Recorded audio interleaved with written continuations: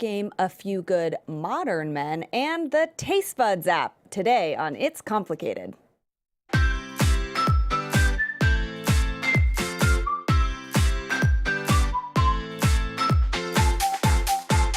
You're listening to It's Complicated with your hosts Jennifer Golden and Lauren Leonelli, coming to you live from the AfterBuzz TV studios in Los Angeles, California. Hello, everyone. Welcome back to another episode of It's Complicated. The struggle is real when you're dating in the city. I'm Lauren. And I'm James. Oh, welcome back, James. I'm so happy to be back. We are so happy to have you back. Thank you so much for co-hosting today. Jen will be back soon. Don't fret, everybody, but listen. This is like the perfect day for you to be here. It could not have happened more perfectly because, first of all, our drink of the day is Budweiser. You and I are not beer drinkers. We're not really, but we never say no to anything. But we're not. But you know what I'm going to do? What are you gonna do? I'm gonna drink, kind of try and chug this. And if you're watching, you can laugh at me. Cheers. Welcome back. Here we go. I'm gonna. Thank you. I don't know if I'm gonna join you, but all right, fine. Oh my God. That was hard, and I really don't think I did a good job. Oh man. How do people do that? I don't know. And shotgunning beers and everything too. Oh, shotgunning beers? Dangerous. Cut my lip open one time. It was real bad. I mean, give me all the vodka and tequila and whiskey in the world. But... That's fine. Yeah. But okay, so anyway, the reason why our drink of the day is Budweiser today, it is the king of beers, guys, because, we never say no to anything amazing and royal like the king of beers here. Plus, our guest that we're getting in here likes Bud Light, but we went with Budweiser because I feel like Bud Light, are there chemicals in that? Is that why it's light? Probably. So, yeah, so let's it's a little watered down, this is more. Yeah, I mean, maybe there's more calories, but come on, YOLO, everyone. Yeah, okay. A few calories more. Yeah. A few calories more, it's worth it. So today, again, thank you for coming in, James. Totally. We are both excited to have Dr. Larry Burchett in the studio. So Larry Burchett is an ER doctor. He's a board-certified family physician, and he's a national media personality, also an author, as James here, which we will get to. And he has a very unique perspective on a broader conversation of what it means to be a modern man, which, again, we need to tie this into you, so we'll get to that in a second. So Dr. Larry is the author of a book called The Gentleman's Diet. And he's also, you may have seen him as a men's lifestyle contributor on NBC's Today, as a part of the Men Tell All panel. He appeared on ABC's The Bachelor. He serves as Fox San Francisco medical expert. So you can find him talking about medical things as well as sort of his coaching, lifestyle coaching that has to do with men. And of course that trickles into relationships as well. Yeah, and he combines his understanding of family medicine and his knowledge of I always get that wrong. That's why they call it NLP. Yeah. Neuro-linguistic programming. Hey, there's acronyms for a reason, people. Totally. Drink to that. Yeah. Make sure you finish that. We'll have extra ones too. I'm going to. So he combines his knowledge of NLP with his own transformative experiences, including practicing medicine in rural Africa, which is pretty amazing. Yeah. Real underachiever coming into the studio. Yeah, no kidding. And learning how to walk again after a near-death car accident. I'm like, my legs are sore from the workout I did. Yeah, he's like, tell me more about that, Lauren. I'm like, fuck, I feel like already inadequate. But anyway. Yes. But because of this, he works to try and help other men reach an invaluable understanding of real purpose and deeper appreciation rather than just instant gratification based on, fleeting societal projections of this idealized physical image and conspicuous consumption. And Dr. Larry refuses to stop at six-pack abs, which I mean, not a bad place to even get to in the first place, but why stop when you get there, right? When really what most men need in their lives is the muscle of mission and the strength of conviction. Yeah, so he takes it to another level, which clearly he lives his life on another level. A thoroughly modern mentor and motivator, Dr. Larry gives voice to the issues men face, mostly giving men the trusted voice they need to become the best versions of themselves. Again, it's like what you do too. It's the same thing. It's kind of crazy. Yeah. I feel like you guys are going to be best friends. Yeah, I think that's probably we're gonna be doing our own thing afterwards. I think I'm just gonna sit here and let it all happen. Share a couple Budweisers after. Yeah. I mean, his accessibility has given many men permission to really come forward and share their personal struggles, which I think is such an important thing because a lot of guys are kind of still holding back on that. Totally. But people like Dr. Larry and others are really helping everybody open up. Yeah. To share their struggles and their questions and their doubts. And this really kind of allows Dr. Larry to become like the cool older brother that they never had, you Yeah. know? I mean, he exudes a special sense of camaraderie in his own humorous and relatable style, expressing kind of a healthy distaste for this like fancy medical jargon. Yeah. And, you know, all the false fitness promises and fad diets. And you know, we're inundated with this on a daily basis. Yeah. Like, get six-pack abs in 30 seconds a day, you know? Yeah, and like, and then he's a doctor, so he could get super medical about it, but that's not relatable. Right. So Totally. yeah, he is approaching this in all the right way, and there's a lot of that goes on in his book, and he talks about a lot of that. And instead, he separates also fact from fiction. He prefers to teach and use like historical models of what works while providing men with like a practical insider's way to like get fit and to find lasting happiness and to realize your fullest potential while you get to, live longer and healthier. Those are the byproducts and a more passionate and more productive life. So we're going to get Dr. Larry in here, and we're going to ask him how he turned his tragedy into triumph, what he thinks about today's modern male, and that is also a very topical thing for you as well, Can't wait and to talk how about he that. feels his advice can bring men the money, the relationship, and the wild ride they are looking for. This is gonna be I awesome. mean, This also, is gonna be a lot of fun. also he's pretty good looking too. Well, I mean, you and Jen can. he focus on has that. it all, Yeah, really. it's a total package. I mean, that's the and when it comes to, and this isn't even on here, but this when it comes down to like, it's almost like if you're gonna have a financial advisor, you want them to be successful. If you're gonna have a personal trainer, you want them to be in shape. Like somebody like Larry, Dr. Larry, who is kind of a well-rounded package of a Yeah, guy, yeah. right? As a man, you want to be able to emulate that. You want to be able to get advice from somebody who is who you want to be. I agree. Right? Yeah. No, he's the perfect role model, I think, for this. And so Yeah. we're going to get him in here and talk to him about all that. But first, Totally. we are going to fill you in on what we've been up to over the last Yes. week. So let's air our dirty laundry. do it. Moms are in town. My boyfriend's mom's in town. My mom's in town because it's like birthday extravaganza. And It's you were- my birthday tomorrow. It's my boyfriend's daughter's birthday today. Crazy. And so, listen, my birthday, I'm like 30. Something. In your 30s. In your 30s. You're young. And You're I'm a baby. Jesus. such a baby. You are. And so I don't care. It's like whatever. And I'm just like, let's all have drinks at a fun bar. You will good. be there. And but all the things that come into preparation for it, like Mm-hmm. for my boyfriend's daughter's birthday, it's like, we made cookies for her class today, and like the big karaoke party is happening on Right, yeah, Saturday, yeah. and like what's she gonna wear, and what decorations do we need, and what are we making, and anyway, it's fun. I'm just saying, like, it takes time. Yep. So that's all happening, and I really like that our birthdays are so close, her and I, because it's all really about her right now. Although she's not that little girl, she's like, let's do birthday celebrations together. That's but nice, like yeah. right now, it's come on, she's turning 8, and it's like about her. But Totally, I'm yeah. thinking into the future. I'm like, isn't it going to be really fun when she's like 25 and I'm 40? You can still hang Or out together. whatever, but you know what I mean. When she's of age and like, Right, yeah. and then we can like kind of like party together. Totally, Like, yeah. how fun is that gonna be? Her 21st birthday is going to Oh my God, it's gonna be like off the hook. Yeah. You can be Okay, like, yeah. let me plan this for you. Yeah. Let me do this. I'm right. like, Yeah. just trust me. I've been there. Let me take care of it. So yeah. So I mean, maybe it doesn't sound appropriate right now, but at the time it will be, and it's going to Totally. be very fun. Absolutely. And so, I'm having fun.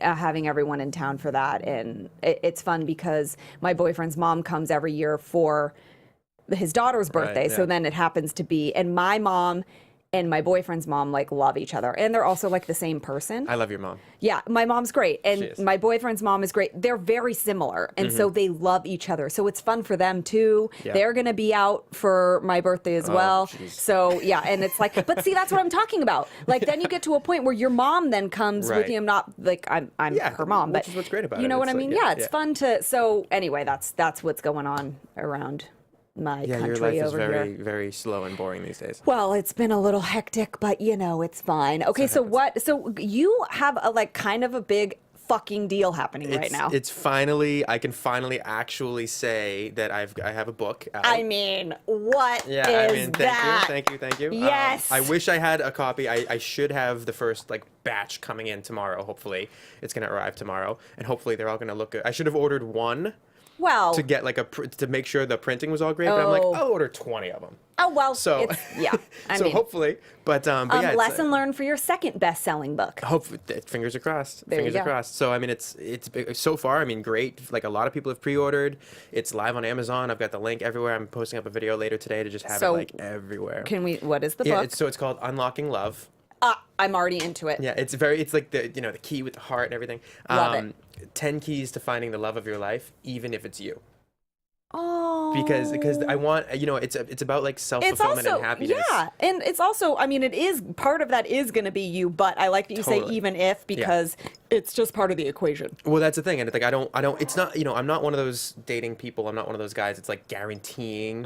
I'm not like, oh yeah, you find love in 10 days with this book. You know what I mean? It's Like the all that fads that we're bullshit. talking about here, yeah, Exactly. yeah. It's more of like a well-rounded approach of like this is how to be happy in your own life without like regardless of your relationship status. Which is exactly what you need. Do you subscribe to the belief, like, there's that cliched saying, like, you complete me or you make me whole? No. So that's exactly, because I don't either. Like, I feel like that you're then looking for someone to fill a void that they're never Right. actually going to be able to fulfill totally. Maybe on the surface at first, but Totally. underneath it all, eventually it's going to feel empty because it only can come from you. And then you're going to be disappointed and resentful and it's going to be a bad thing and codependent and all that bullshit. Right, So right. I think you have to be what this book is saying. That's exactly why I wrote it. And I think I might make a reference to that. Okay. And I do try to avoid the whole Jerry Maguire copyright thing.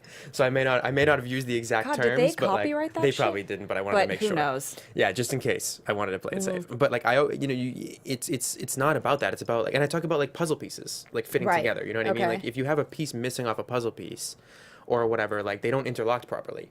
Right? Okay, Like it right. would be like a hole, there'd be a gap there. Sure. So you need to be complete Sure. yourself before connect. you interact with somebody else. Yeah. Right? Because it's like that, you complete me, it's romantic and it's cute or whatever, but it's not realistic. Because like for exactly the reason you said. I mean, I get the idea behind it. Like, you making someone feel fulfilled or making someone feel whole in a not in an incomplete way, but helping complete some things are okay. I think Totally, like yeah. looking for a partnership and. I mean, otherwise you wouldn't need anybody. You could just live by yourself in a bubble. Well, I think there's a big difference between like adding value to Sure. somebody's life and There you feeling go. like, oh, like I've got this, I've got that, I've got that. I'd like a partner to share my life with. Sure. That can be like a completion aspect of it. Adding like, value. Adding And value. yeah. But like in your own personal like self-fulfillment or happiness, Yeah. like if that is completely reliant on whether or not you're with Totally. somebody, that's a whole different story. I agree. You know what I mean? You can be like happy and fulfilled and single,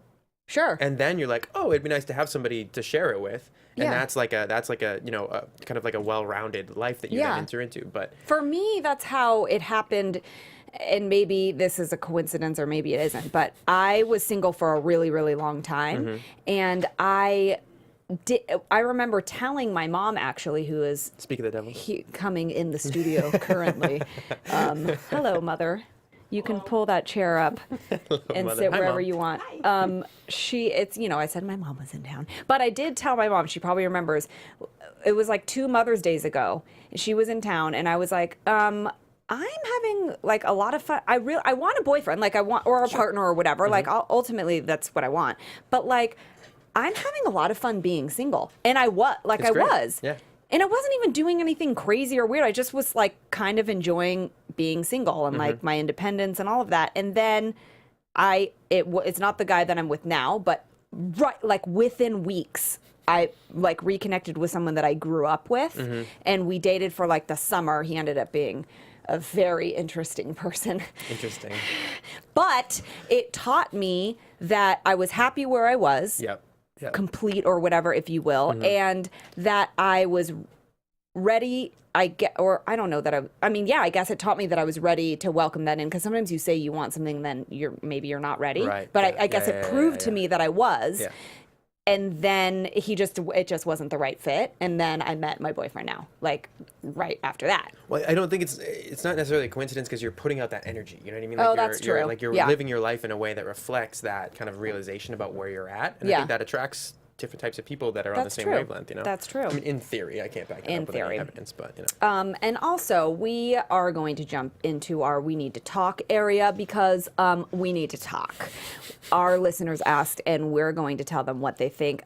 Sasha from Chicago has a question, and this boy. is fucking hilarious to Sashas me. are always dangerous. I dated a Sasha. I mean, she was she's great. she's probably Russian, and she's Yes. probably like gonna whip you in the bedroom. Maybe. I mean, you don't have to answer that question. I no just comment. feel like She was from Moscow, but no comment. okay.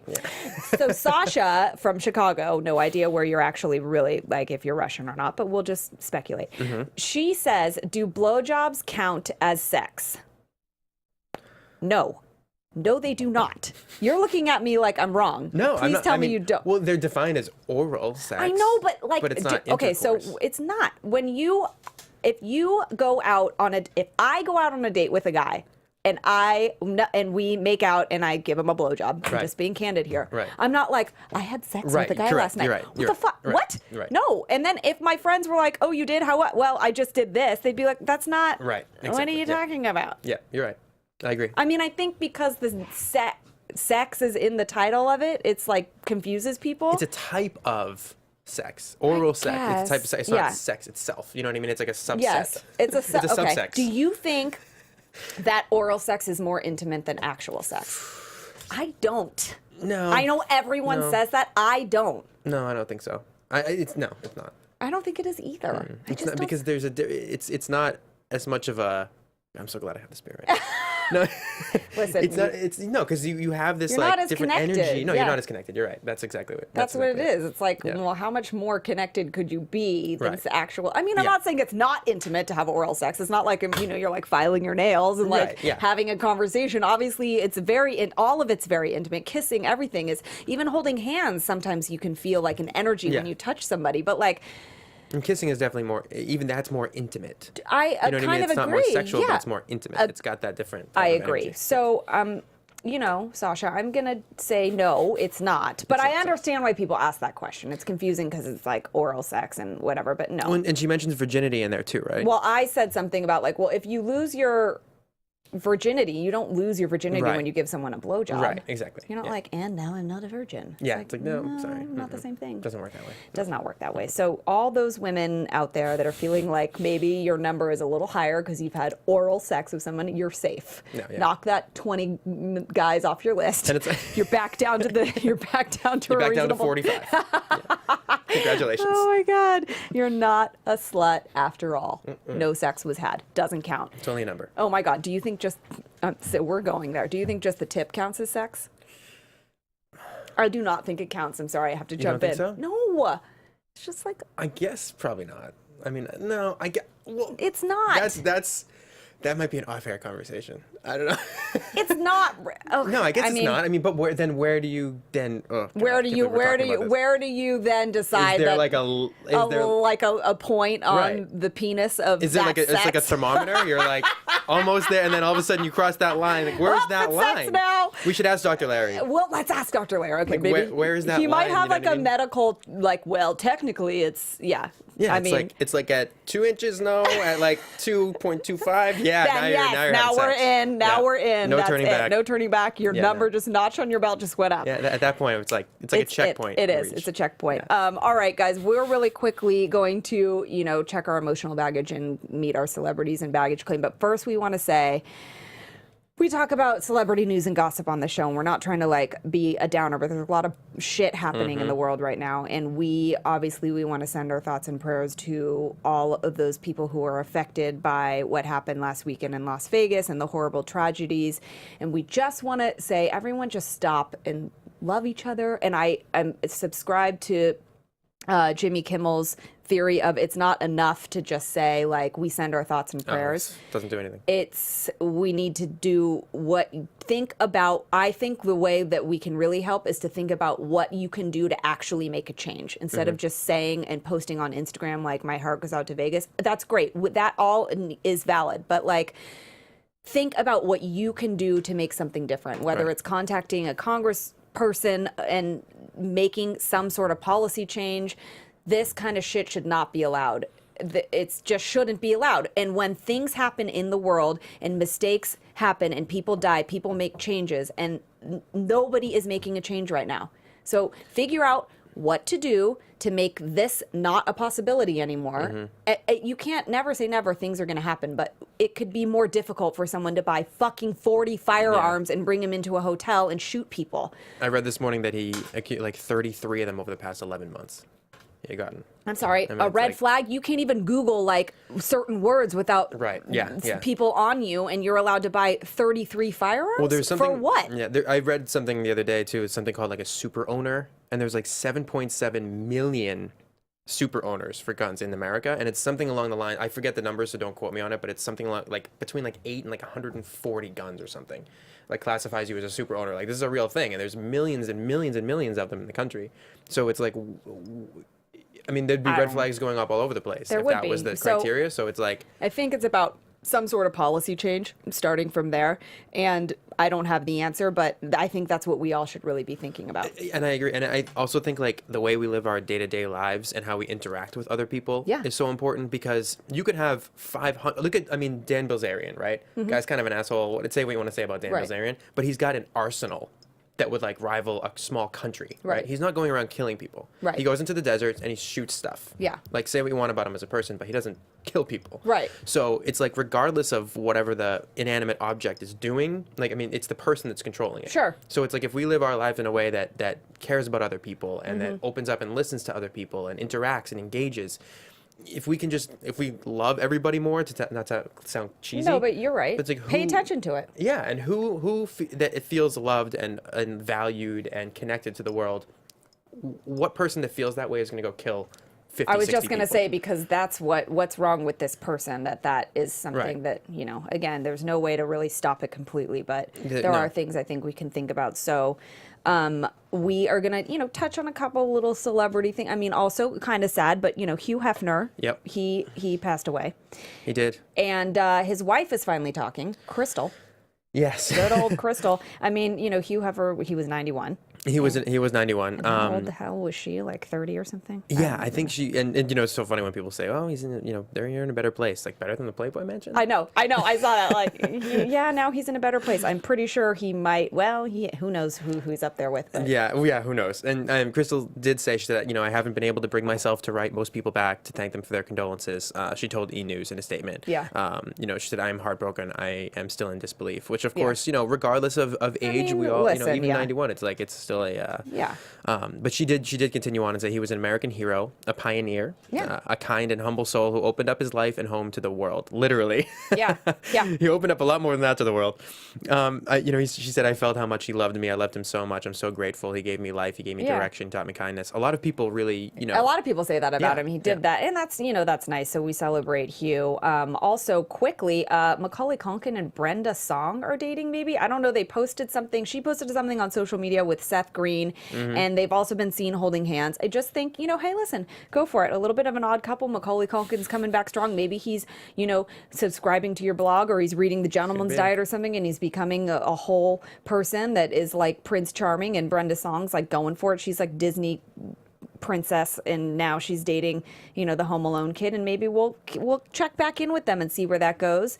And we are quickly going to jump to, we talk about dating apps every single week on the show, and there's one called Taste Buds. Now, when I first read it, and we talked about this last week, I was a little misled. I thought it had to do with food. Yeah. Because it's a music app thing.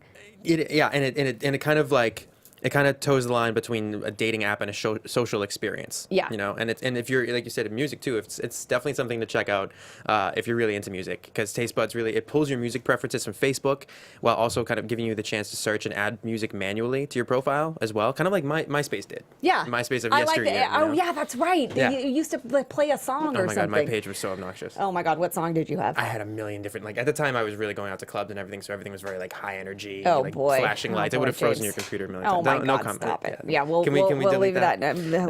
Let's move on from But that. you can't. Yeah, now it would be much different, and you can't have a song on your profile, probably like Okay. an Ed Sheeran song or something. Oh yeah. Oh, that'd be cute. No, yeah, it doesn't have the largest audience, by the way. It's fine, yeah. But you'll have a much better experience with it in larger cities because more higher volume of people, of course. Yeah. But the concept alone is really cool. Yeah, and music connects people, and so then it makes sense. Totally, absolutely. Okay, we are very excited. We have Dr. Larry Burchett in the studio. Hi. Hey. Thank you so Welcome to much the for party. coming. Okay, so if you can see yourself in that camera, that's Oh, there right we where go. you need to be. Okay, I think we're good. Are you happy with me? I mean, we are. Okay, so I know you requested Bud Light, but is that a This is calorie thing for you? incredible. Yeah, this is going to be a lot of calories. This is a Budweiser. Are you seriously not going to drink that? Are you peer pressuring me? Yeah. At 10 in the morning? Okay, well, let me see if I can get. Wait, but seriously, is that why you like Bud Light? Because of the there it calories. is. Did they hear that? I think they did. Wait, but tell me the truth. Yeah, but is that aren't there? Bud Light only has a few carbs. It's if you're But- going to drink something, it's not so bad. Okay. There's a lot of calories in that. But I chugged it, by the way. Did you really? I also ran 3 miles this morning. She doesn't have to worry Without about me? calories. I did. You We chugged it without me. I did. I'm We're sorry. going to need to get you a second one in here. Oh my God. Actually, make it a third because your mom's here and I don't Yes. want to leave her out. My mom is here, and also we have your is Steven, my Steven, and publicist. yes, and so it's like a party in here, everyone. great. Shit, I we love should have had like a keg. Damn It it. feels. really? It seems so much bigger when I was watching it just outside. Wow. And there's a lot to talk about apparently there- already. What else There is new? is a What lot else to is talk new? about. We're going to jump right into it because we were just sort of talking about, I mean, obviously we don't want to like be a Debbie Downer over here, but like our show is usually pretty fun and candid and uplifting and all that, but there's shit happening and we don't want to ignore that. And it happens to affect you in a different way, in a greater way. You're a doctor and you help people and in traumatic moments and even after the fact. So with all of the things, the tragic events in Vegas and even the hurricanes, we can't forget about like Right, all yeah. of that that's happening as well. I mean, people are dying, and how has that like affected your practice as a whole as a doctor? What do you mean? These Like specific things? These specific things, like have you felt like you were affected like personally with like a lot of patients? Have you gone somewhere and been involved in it? Are you feeling like you're dealing with aftermath or seeing people being like really traumatized, or what do you think? I mean, I've done so many different international medicine things. I mean, I went to Haiti after the earthquake, and I've done some disaster relief stuff. I was in Tanzania. I've traveled all over. Since being, I've been an ER doctor maybe 8 or 9 years, and we'll see people come into the ER like after Ebola. Ugh. I mean, people will come in when they just got a fever. Do I have Ebola? Everybody freaks out. Right. So there is a real kind of Panic. palpable fear, and people think, even though there was never a case in California, and it's really not logical to, you get a fever and you're kind of in the middle of nowhere. You haven't been in one of the areas, but people have this irrational fear that come from these events. So yeah, part of our job always is, I mean, most of what I do in the ER is telling people that they're fine. Really? Checking them out, doing the appropriate tests, and saying your chest pain is not a heart attack. I'm glad you came in. I'm glad we figured that out. Now you can be relieved and get out of here. I think that fear, I mean, and obviously you're a doctor, but you're also just a human as well. Like you think, and you have, well, maybe you're not know totally. you're not sure yet, I but feel, Depends on the day. I Yeah, feel depends like on the you day. might be part unicorn, part human, but there's part of you that's also human. And I think that you want to say to yourself, like, am I being preventative? Like, I'm feeling this thing. If I brush it off, am I going to be that person that's like, oh, I just thought it was indigestion and then I had a heart attack or whatever? Like, I think sometimes people worry about that kind of shit. And when there's things happening around you that are really scary, like now you're worried about going to a concert, Right, or yeah. now you're worried about like an earthquake happening or a natural disaster, or you hear of a friend that had like a brain aneurysm and then 2 days later you get a headache and you're like, oh my God. Yeah. Right? And so I think what's happening around you, whether it's a personal friend or around you in the world, do you feel like you see more people like, well, I guess with Ebola and stuff like that, you felt like it was like, I haven't, not yet. I mean, this week I worked in the hospital in Compton, so I was a Okay. hospital doctor. So I haven't really seen people kind Okay. of coming in with stuff related Okay.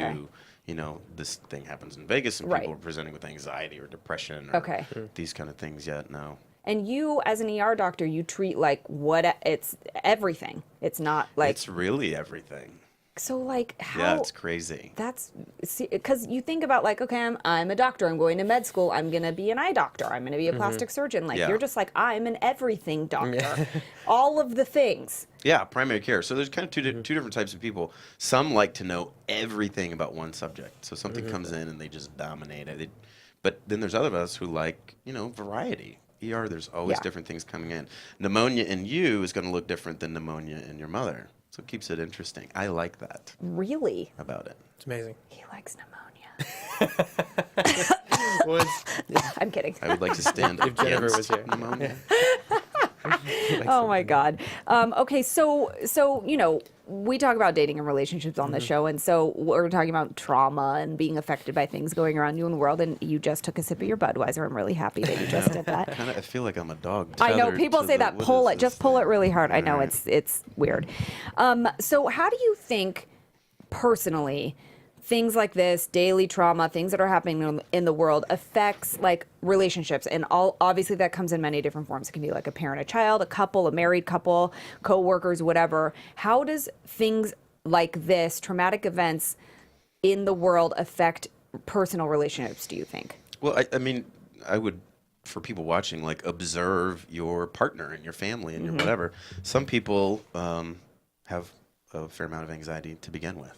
And if you're paying attention to this 24-hour news cycle and all this coverage, what are we doing most? What are we focusing on most? This guy, this shooter. Yes. His brother was on TV within an hour after girlfriend. this thing. Let's get his girlfriend. Let's talk about all the guns and all that stuff. And I think if people take this moment, PTSD, post-traumatic stress disorder, is basically where you're in a situation where you feel like you could die. And it traumatizes you, and then it kind of gives this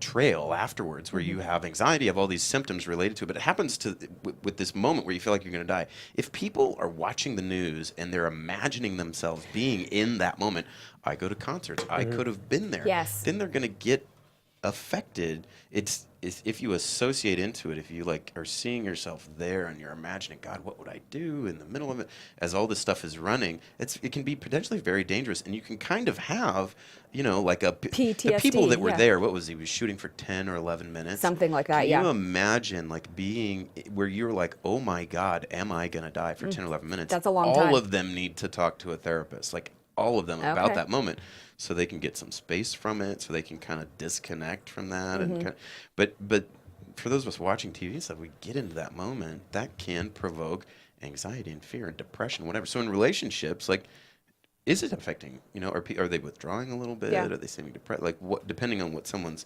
symptoms of that stuff would be, I would say pay attention to them. I mean, has it affected you guys at all? Do you think? It's funny. I was actually in an Uber yesterday, and I was talking to the Uber driver, and they were supposed to be going to a concert. He and his wife are going to a concert in a couple of weeks, and his wife is all nervous about the concert now because of what has just happened. Yeah. So I'd imagine it even affects relationships in the sense of what one person does or doesn't want to do or is comfortable with, and then now you've got to console your significant other in a way that you wouldn't have had to before, right? Because it's like you're almost easing this comfort or easing this pain into comfort that didn't even exist before. So I imagine that in some random ways it would affect relationships too, just indirectly. Yeah, I mean, also my boyfriend has a daughter. So I think people say, I don't have kids of my own, but people say when you have children, like things feel differently, I guess, because there's this thing that's you and you feel responsible an and more extension of worried yourself. and all these things. And so I think he, and he actually is, I think he did express to me, like, I go to a lot of these kind of things. Like, I've been to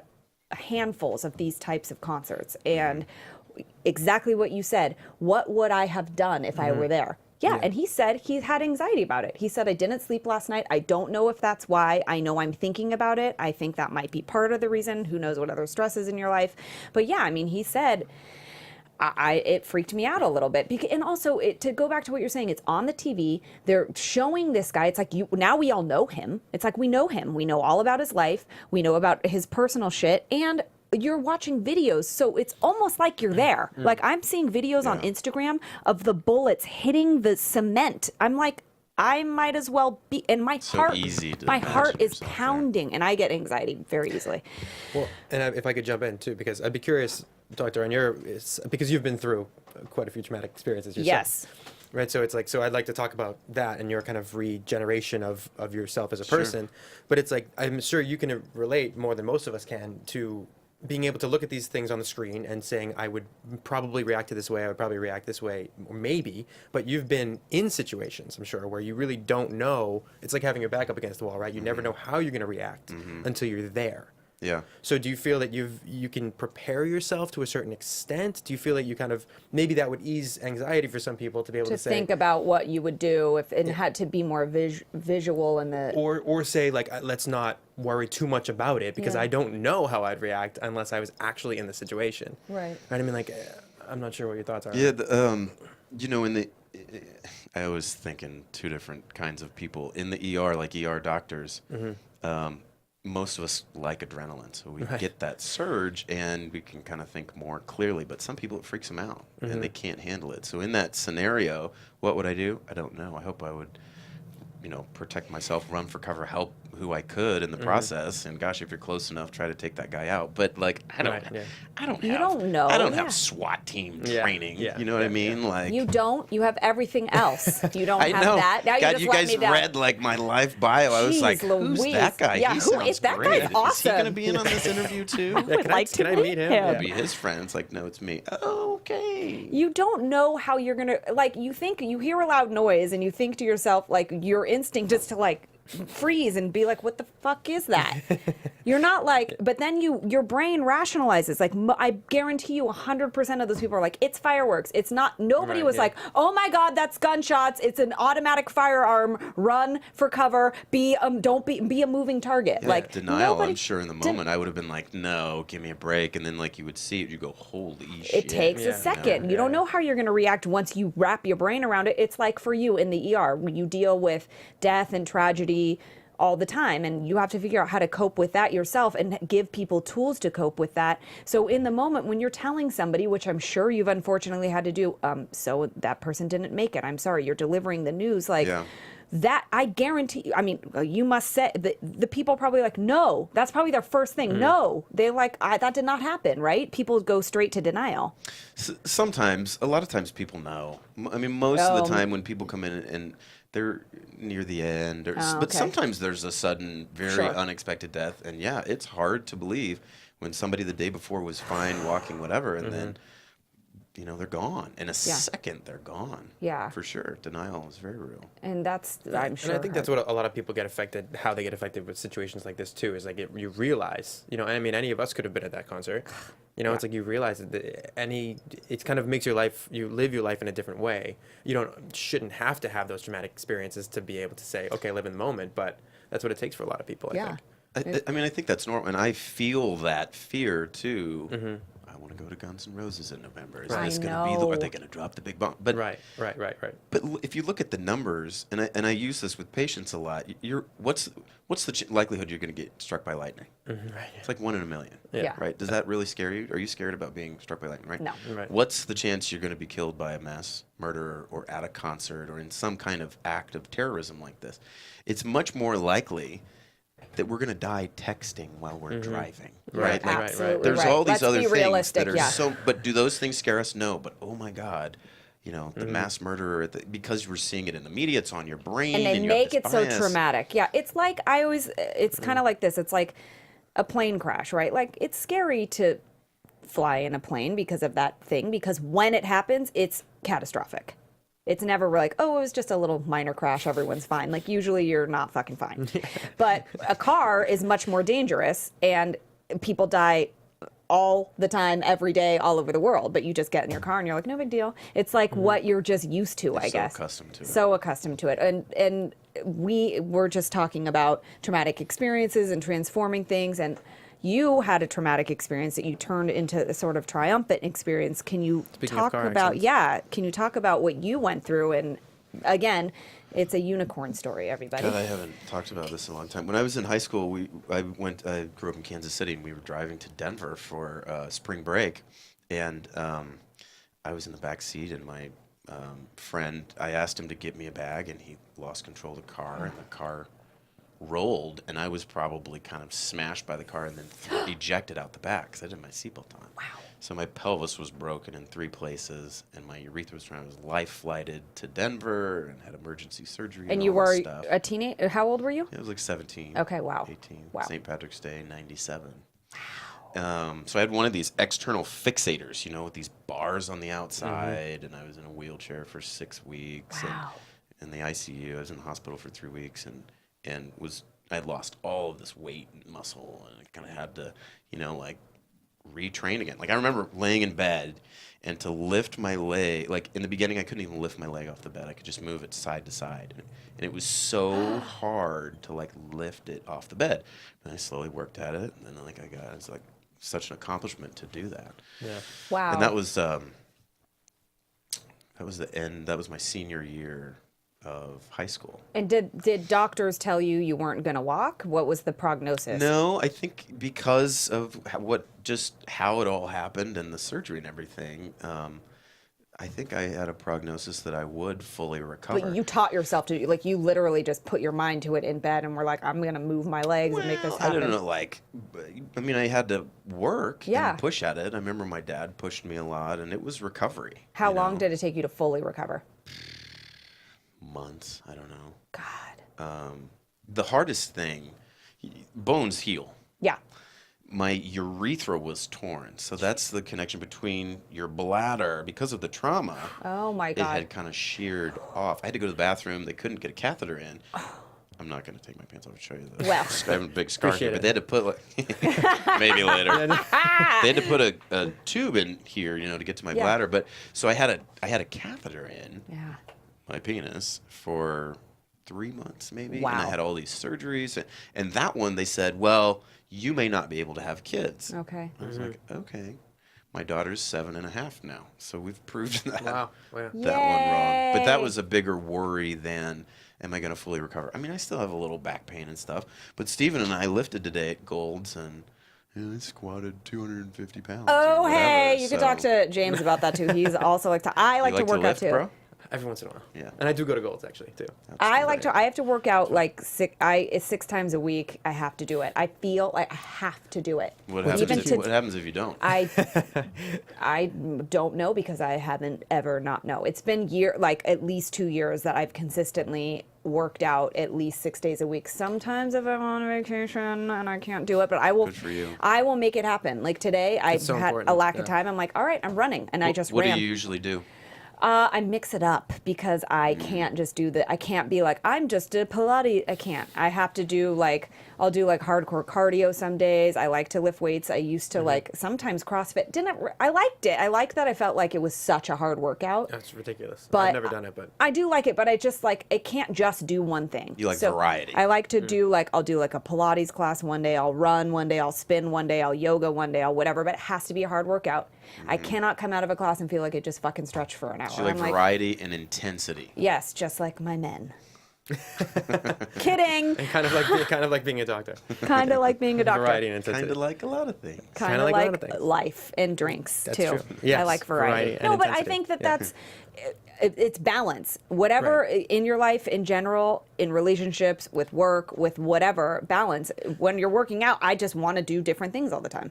Yeah, and I think that with especially the work that you do, and you and I do similar things, especially too when it comes to being the modern man, and variety and balance and things like that. I think that, and I'd like to get your thoughts on this, as we evolve or progress, which I guess depends on who you ask if we're evolving or devolving, but as we evolve, I think there's a lot more balance in what it means to be a man, right? Like it used to be this kind of beat your chest, Mad Men type era where everything was just had to be a certain way. But now I feel like people are opening up a little bit more. There's more communication between men and just more vulnerability, for lack of a better term, but not in the sense that it means a weakness, So I'm curious of how you feel things are evolving, what you think is changing. Yeah, your how this version of the balance modern comes into male. place. What is that? Yeah. I mean, let's be honest, it starts with your father. Okay, explain that. I think our image just from growing up of what it means to be a man is the one right in front of you. Right. Yeah. I love my dad. I think he did a great job. Well, I'm not a great job, but you know what I mean. His, No, of his course. parenting was excellent. I've made good and bad decisions, but Yes. Yeah, don't we all? But I think his model was more of a John Wayne kind of you get the job done. You don't say much. You don't show a lot of emotion. Right. And I love him. I accept him for who he is. This time and day, you talk about relationships. guys, we got to communicate. And show emotion. And that's like such a process, right? Like you have to be able to feel and allow the emotion. You have to like identify it, put a name on it, and then have the balls to say, hey, I feel hurt when you did this. Right. I don't know that that generation of men had to do that. No. You know? So it's a challenge for us. It's not easy to be a guy. And I think that's part of what it means to be a modern man. Know your emotions, be able to communicate them to a partner. But then there's this other part of making it authentic. Right. So you don't have to be John Wayne. You can be whatever you want. You can be straight, gay. You can say, you know what, I really like pink. Or I like blue. Or whatever it is. Right. So the thing that I joke about a lot is I feel like there's still this imagery that's sold to men that being successful as a man is driving a Maserati. Having a large-breasted, blonde-haired, whatever girlfriend. You know, there's still like this thing. Sure. And there's a lot of bullshit wrapped up in that. Of course. You know, and you gotta like football, and you gotta whatever. And there's this thing. And if you don't like or want any of that, it's okay, right? It needs to be about what's really important to you. This is where it gets into mission, who you are, and what you're here to do. And I think when anyone, this applies to men or women, but when you find that kind of authentic, this is really what I'm about and what I want to do, it's like magic. And then you can just say, you know what? I don't need Bud Heavy. I like Bud Light. Or whatever your preference is. Well, do you Totally. feel that a lot of people are so caught up in achieving that image that they don't even ever get to the point where they uncover their own passions? Well, I think one of the big, and I'm 38, and I've gone through this myself, but one of the big lies, illusions, you know, that personally I felt was, I'll be happy when. There's a lot of things for me, so I'll be happy when I'm a doctor. I'll be happy when I'm married. I'll be happy when I have that house or this car or whatever that thing is. That was true for me. Like I thought that. And then I became a doctor, and it's great for so many reasons, but it didn't make me happy, I think, in the way that I expected it would. Yeah. So, you know, to kind of get back to this image of whatever, I'll be happy when I've got X, Y, and Z, that kind of a general society of this is what it means to be a man. I think that's an illusion. I don't think that's true. I think each person has to kind of look inside and have this inner spiritual path of what does make me happy, both kind of day to day. Like little things for me make such a difference. And this is not sexy, but sleep. Yeah, it is. Yeah. And oh, you like sleep? You like sleep. Sleep and exercise is such a game changer Hi. for me. Hello. You know, like, Yeah. You don't have to be like doing this grandiose, amazing whatever, but actually I will feel better day to day doing those little things. That's agree. part of this happiness thing is part of the path. But then also the authentic kind of mission-centered value. I mean, I don't know what congratulations on your book, by the way. Oh, thank you. I appreciate it. You guys have a similar like theory and Messaging, voice, yeah. and yours is the your modern. It was all about. Well, I started this called like new chivalry movement type thing a few years ago. It's now translated into like new school romance. Been read over 50 million times online and stuff like that. So it's grown. But I think How can I find that? Oh, it's everywhere. I'll give you the links and everything. It's everywhere. Well, sorry, that sounded too. No, it is because it's you tapped into something like Dr. Larry here, where that is like very relatable and very real and very topical. Well, that's exactly. I don't take credit for being some revolutionary like any new ideas. It's basically getting back to the idea of like humanity. Like you said, sleep and exercise, right? Like that's more essential to you as a human animal than a Ferrari is. Right, so it's like I think so many people are caught up in this image that we're forgetting what it means to actually be a human. Yeah. Like when you know, like, and as a doctor, you know far more about this than I do. But it's like what is necessary to be healthy, be happy, like live a fulfilling life, and all that stuff is a bonus. It's frosting on the cake. It's great, but if you have that without your health, right? What's the point? How did you get excited about this? I mean, my whole thing was based around relationships because I saw my parents. You're talking about, your dad's a role model. My parents they're very romantic with each other. They've been married for decades, and I got into dating when I was younger thinking that's the way relationships were. And it didn't work out that way. Right? Yeah. It's like the whole nice guy finished last thing slapped me in the face for years, and I was like, why am I not getting any dates? Why am I always going to dances alone? And it's fine. Thank you though. But I translated that into Don't be afraid to work that, by the way. We've had that conversation before. We have. But it's I kind of step back from that and I'm going, why is this not working? And at the same time, people in society are not happy. Their relationships are not happy. Yeah. I'm going, there's a disconnect between the way things are and the way I felt things should be, for lack of a better term. So I started writing about it. And new people school just romance was born. and people caught onto it, and I went from like 5,000 people reading my website per day to over 1.5 million per day. Per day? Per day. Oh, wow. It was crazy, and it was for like, you. oh, thank you. But it was I wouldn't call it a fluke, because I think it's a wait a missing minute. piece. So you were like a nice guy, but you were not successful in relationships, and then Correct. And then I went to the opposite end of the spectrum, and I was like, you were successful but not nice. Right. Yeah. I was successful. It depends on what your definition of success was. I was meeting a lot of women. How many chicks you slept with is what we're saying. That was pretty much what it got to. I'm the one who always No, says but the that's- truth.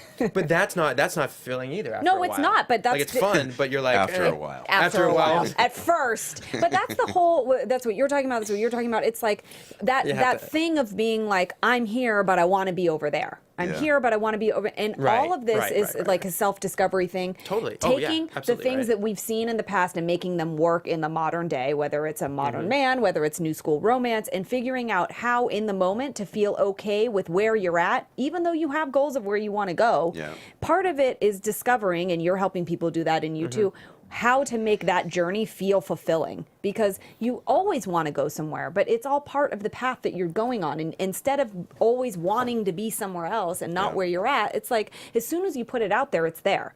If I want this or I want that, it's there. Just let it happen and go. Stop paddling backwards in your boat. You know what I mean? Like, just go. Yeah, It's totally. easy to say, trust me, I fucking cannot live in the moment. It's like my hardest thing ever. I'm like always thinking about what happened and Yeah, like yeah, what's yeah, gonna yeah. happen, No, I'm and the that's why I same. have anxiety and blah blah blah. But it's easier for me to say. But I think that's what it's all about. It's trying to figure out how to make that happen. Yeah, and I'm sure if I mean, it comes down to, I think, living in the moment, appreciating where you are, but also knowing where you want to be, right? But I mean, I don't know. I'm just. It's always interesting to have the conversation with somebody because we're all going to have those different paths and different Yeah. journeys, and you get the Maserati, you become the doctor, and it makes you more. It's a checkpoint that you hit, right? But it's like, but where does that real fulfillment come from? Yeah. I think, and that's going to be different probably for everybody, or sleep or exercise. Maybe that's it. It's the journey, not Yeah. not the destination. Right. For sure. Although I have no desire to go back through the journey of medical school and residency, I like that destination a little better. But now that I'm here, it's like, okay, what's the next destination? And that's So Yeah. what is your next destination? part of the journey. Yeah. Well, doing stuff like this. Yeah. Yeah. Trying Yeah. to. Take it to another level. I mean, I let's say in a day in the ER, I help 25 or 30 people. That's great. I want to kind of expand that. Right. Like see if you can get a platform and help more. And just you with- do that with your TV appearances. We've seen you on the Today Show and the Men Tell All panel. Ben Glebe was a guest on our show. Oh, once. was he really? Yeah, he's hysterical. He's a buddy of mine. You guys are great and give a lot of great information. And then your book, The Gentleman's Diet, obviously, that's, what are some I'm like, gonna have to read that. yeah, I know. What are some, first of all, can women read that and get some things from it, or, Yeah. yeah? And Yeah, even I if it's mean- just to learn about a dude too. No, most of it I think is gender irrelevant. Oh, really? Yeah, Okay. it's basic. I mean, I got excited about it because the beginning of it is all about kind of motivation. Same stuff along mission and values. What do you want? Using imagery to translate that into actual goals. Oh, I want to look good in a bikini. Well, what does that mean? Give me a number of your weight or I your like that. waist. Quantify it. Yeah. Yeah, or your body fat percentage, whatever. Okay, now you've got a target. Yeah. Now you've got a specific goal. Now, Right. why is that important to you? I call it the big why. So kind of, there's a process in there that kind of shows you, oh shit, this is really important to me because I want to be able to play with my kids when I'm older, or because Right. I have a vision of going on hikes when I'm 80 with my partner, or whatever it is that's really important to you. Connect that to that goal, kind of supercharges. So the beginning is more about motivation, because I did so many times I would see these folks in the ER and be like, okay, what's one thing about your health that you can work on? Everybody says lose 20 pounds. I'm like, so then I kind of walk through this process, and they're like, okay, I want to get started. There's some laziness out there. There is real laziness. There's real laziness, so and much. that goes hand in hand with not being specific. It's like I read a book called E Squared, where it's like all about the scientific energy that like is real, proven. Physicists have proved that like you are made up of energy, and if you use it correctly, it will have actual effects. And it's saying like you don't call up Bloomingdale's and say like, I just want some pants. You're like, I want Exactly. these jeans in this size, in this wash, this price, send them to this address. Like, you're not going to get, unless you say, like, why do I want these things? What does this look like to get there? And then why am I doing what I'm doing? You're not going to get, it's like so Exactly. not specific enough. Well, and I think it's all connected. right? Because it's like we're talking about the why, the big why, Which and is also so and which most Yeah. people probably never actually define. Yeah. So they don't have that clear vision. So then they don't have the motivation, because they just think they're going to get to the next thing and it's going to make them happy or whatever. But like if you never know exactly why you're going for what you're going for, it's never going to drive you. And I think part of it too is a lot of people have this stuff is subconscious, right? So people care about their family and their kids and they want to be there, but they don't. I use some of these processes to kind of bring this stuff to the surface and then point out, hey, maybe the way you're living and what you're eating and how you're not exercising, whatever, isn't consistent with what's really is important to you. Not what I want. I don't want everybody to have abs or whatever, but I do want them to live the life that they really want, you know? And if that means I don't give a shit if I die when I'm 55, fine, you live that life. And Yeah. you do your cocaine and your drugs. I was just going to say, snort the coke off the hooker and you die know, when like- you're 54. Yeah, You'll be smiling when you do it. If that's what you really want, knock yourself out. I mean, I've had plenty of patients who just look at me and say, "No, I'm happier when I smoke," and I'm like, "Okay, as long as you're making a conscious decision about it." Right. If that's what makes it. But do, Wow. do you think it comes down to also like kind of a tacit complacency that this is just going to go on forever? It's What do you like, mean? You like mean- the people don't realize their own Your mortality. Yeah, exactly. Oh, your there's life. Yeah. absolutely. Right, There's it's especially when you're young, there is Yeah. denial about. So that's one of the easiest like low picking fruit. But when somebody comes in and they have chest pain or they're whatever, you know, I'll work them.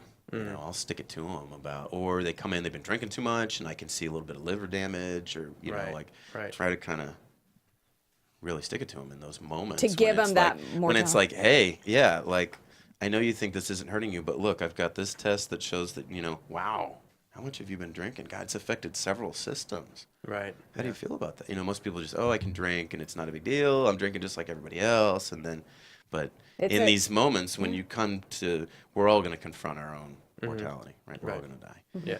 And I think it's a good thing, not Las Vegas good. No, I know what you're right, saying, But though. that life ends and we don't go on forever, It's right? it's the Like same that. idea as your book. It's like you pinpoint a problem, what you want, how to fix it. You show how to quantify it. Like look at this test about your liver. Like hello, and Right. then the big why. Well, So I think that's kind of like something you can practice anywhere in your life, specifically Totally. at your job, with your relationships. Definitely in relationships. Yeah. But it's something to think about, like being specific about what you want and how to get there. Yeah, there's two. One is being specific, like you're talking about, and another one is being clear on your criteria. So, and that works really well for relationship. You know, what is your order of priority? What are the most important either characteristics of a partner or characteristics of the kind of relationship that you want? Right. Yeah. So I did this process for me, and I put the typical things on, like pretty face and good body and smart and whatever. But then like when I compared them next to each other and then put them in the hierarchy of what was most important, the things that were most important to me were somebody who is kind of a best friend, partner, equal, who we have mutual respect, admiration, and inspiration, and then we have fun. So nowhere on my top three were the big-breasted she's blonde got chick. a great butt, Yeah, or any like even physical attraction wasn't on there. It was kind of assumed, but get specific. And then the criteria one too, I think, can be really helpful in terms of visualization and just being clear on. Yeah. So where you're dating, like, do you want a partner? Do you want to have fun? Do you want to get clear on your intention? Right. Right. Then you can easily just kind of move through. Oh, this isn't that. I'm gonna Right, Let that. right. Oh, it's kind of tasty, but I'm gonna let that go. I think intention is so important. So that's important. That's such a big word, because a lot of people are just kind of like, oh well, somebody so and so likes me or so and so is attracted to me. I'll date them for a while and see what happens. Like and then nobody's ever happy because there's no clear. Well, you're like intention or sailing purpose. around the sailboat in a circle. Yeah, pretty much. But just you don't like- even realize it. You don't even Then you're realize like, it. why am I not seeing any land here? It's as soon as you make yourself a victim, I think, is when that's part of the problem too. Like, but it's L.A. It's the guys Well, here. that's too. Granted, that hear is that a all the thing, but it's also not the only thing. And I think if people follow these like basic steps and obviously other things that are more in detail, like you can become this modern man. You can practice like the idea of new school romance and like make it work for now. What would you give advice to women who want to date the modern man? Like, what would you say they need to be or do or? What we just talked about. Get clear. Same thing. Get clear on your criteria and your intention. Do you want a boyfriend, a partner? Are you ready for something more serious or not? Do you just want to have fun? Okay, start with what you want. And I think most women actually would want like a boyfriend in a relationship or whatever. So if you're in that place, raise your standards. That's exactly Don't- what I say. Exactly what I Really? say. Raise your No standards. booty calls, no booty texting. Needs to call you. I would say really should call you, but that isn't going to happen. But, you know, You guys are like, don't, because I know when I do this stuff. So you know. And I know, like women who are just this is not going to sound good. But No, say it. Higher quality women don't put up with any of it. Yeah. Not even close. They just. yeah, They gotta just, go. And that's Flick. happened to me plenty of times.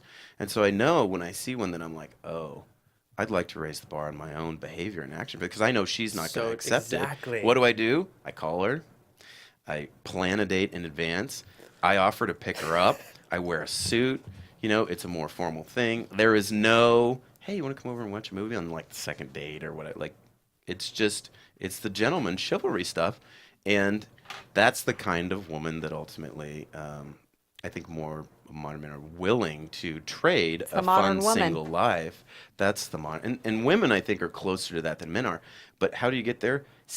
Like, you're okay as you are. Be with yourself. You don't need a guy, and you do not need the booty calling. Like, just it. raise your Raise your standard a little standards. bit. And if you just want to have fun, then have fun. Then have Fine. fun. Just But- own it. But yeah, but again, like we talk about intention, like what do you want? Okay, and do that. Be honest with yourself about what you want. I love it. Okay, we are going to play a quick game. Steven, well, we just need you to scoot this way just a little bit. And you're good. Okay, before we let you go, I love that advice. Raise your fucking standards, Can I people. just take the article that went really viral that I wrote was called 10 Ways to Know You're Dating a True Gentleman, and you basically just listed the entire The wear a suit, give her a call, pick her up, all those things. Shit. Exactly. It's like exact. So Guys, you Trial guys, and error. I think we both probably learned it from experience. well, yeah, you're paying attention. which makes it more valuable to have multiple experiences and multiple paths lead to the same conclusion. Oh my God, it makes so much sense. It sounds simple, and it's just, I think a lot of people need to hear that. Totally agree. Okay, so, we were talking about the modern man and how to have it all. And, we are going to play a quick little game, and we want you to identify what you think a modern man is. And we're going to make it relatable to the listeners. Like, there's the modern man, it might be like kind of like a leading man. Like all of the, we fall in love with the romantic comedies we watch. We fall in love with the leading man all the time. Why? Because they have it all, right? So Right. we're gonna list like a character and then the actor that played the character, and we would like you to tell us who you think is the more of the modern man, the character they played or the actual actor, based on what you kind of know about the actual actor. Okay, we're I'll gonna do see my if you can do it. best. If you can't, drink your drink. Okay, so Does your mom get to play? Can I like throw a help? I mean, we can all lifeline? chime in. A We lifeline can all card? chime in. Okay, so the first one: Jack Dawson, Titanic, or Leo DiCaprio. Who's the modern man? Probably Leonardo. Okay, all right. The real guy, the real dude. Okay. And I'll tell you why. Because he's successful in what he does. He looks good. But he's using his platform for a purpose. He's a big environmental guy. Agree. I really respect that. Jack Dawson was this fun, live in the moment, whatever. That's great. But he didn't have a lot more than that. He didn't have a lot more That than momentary thing is great, but You're right. I And don't he know. also I want to underachiever. he also didn't fight for his life. She had a whole fucking door, and there was totally room for him on that door. And she was like, "I'll never let go," and then ripped his frozen hands off and let him go. There No are- modern man would have stood for that. He would have been like, "Scoot your ass over and let's paddle to the shore and get married." I'd be like, just lay on top of me. Jack. Jeez Louise, really let me down. Okay, you want to throw one out there? This is I'm gonna go with the second one because Okay. this is one of my favorite characters. good one. James Bond or Sean Connery. That's a toughie. I don't know. Connery's the real deal. That's tough. You can I'm go going to with- drink my drink on that. Okay. Bond, I think there should be a whole conversation around James Bond. By the way, And I all have of so the many people. I different mean, there's theories. Daniel Craig. There's the other one, But like Pierce as a Brosnan. character, But as a character, I know. Yeah. I don't know Sean Connery well enough to, and I worry that the James Bond image is almost going a little bit too close to what I resist, which is fast cars, hot ladies, fearless yeah. guy killing. It's just so I hesitate to be like Yeah. he might be the modern man illusion that isn't really real. Yeah, you're right. Like the too instant gratification, too much of that. Don't get me wrong. Yeah. I mean, I wish I were James Bond too sometimes, but Yeah, I hear you. Okay, how about Noah Jr. from The Notebook or Ryan Gosling? Noah from The Notebook. Tell me you know that movie. The guy, he built the house and The Ryan Gosling character, the one that, and they everything. kissed in the rain. He is not a modern man. That guy is old school, which Yeah. isn't bad. He totally was, you're right. He was kind of a country, he seemed simple, loved this one, spent all these years building this house for her and was completely devoted. I mean, there's kind of a chivalrous aspect to him that's romantic. Gosling is a stud. So Yeah, so we're going to go with him. Yeah, I'd go with that. probably. I would have think gone most with that people would too. agree. Probably going to pick him. All right, think let's most throw people one more out there. Oh boy, let's see. Some of these are tough to. I know, they are. Well, maybe this one's too similar to James Bond, but should we go with Jason Bourne or? I'm are you curious, looking at Danny Ocean? I'm actually curious because this is gonna be an interesting answer. Jerry Maguire or Tom Cruise? I am incredibly biased here. I love Tom Cruise.